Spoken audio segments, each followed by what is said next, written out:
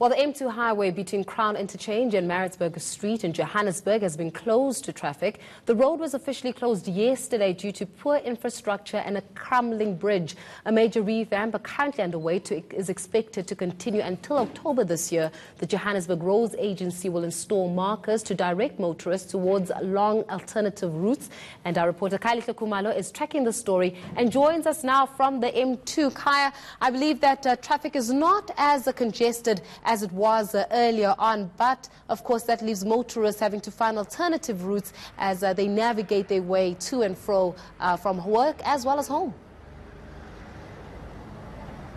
Well, during the course of the day, Faith, it was rather a very dreadful experience for the motorists, especially as you come from the areas like Sandton, where you have to go through Braamfontein and other areas there. So it was rather a very nightmarish experience for the motorists. But now, seemingly, it's a very better experience, as it were. But maybe just to get, by and large, a picture as to how has the day panned out. Second day since the closure of the road.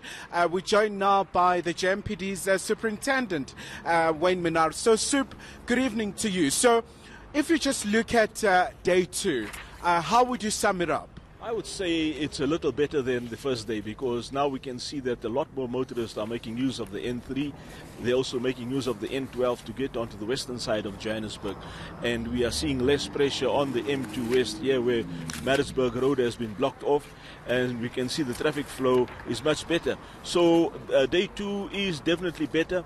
Yes, the traffic flow from the northern side of Johannesburg, from Sandton and Rosebank onto the M1 was still heavy because of the closure at the Selby off-ramp, as one would come from the Mike 1 to the M2 East.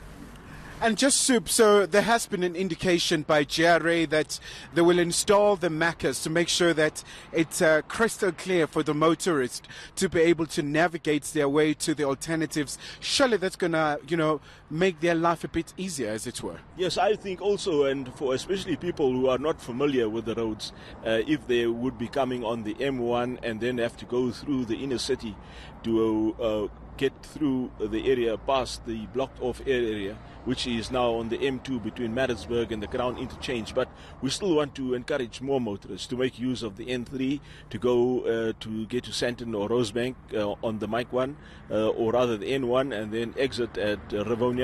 And then also for motorists to use the N12 more for us to get less traffic over the area which is blocked off between Maritzburg and the Crown Interchange. So certainly, thank you so much there to Wayne Minnaar from the Johannesburg Metro Police. We had an opportunity of also speaking to some motorists. Others, obviously, they were rather enraged by the experience that they had to endure, but others really do understand the importance of this particular project, that you'd rather try and fix the situation now as opposed to waiting for any very bad incident to happen due to the structural defects. Well, Kaya, thank you very much for that information. I'm sure that one would hope that by October the roads will be back to normal as people make their way on that M2. ENC's reporter Kylie Kumalo giving us the latest in terms of what's happening in the developments around that M2. Now it's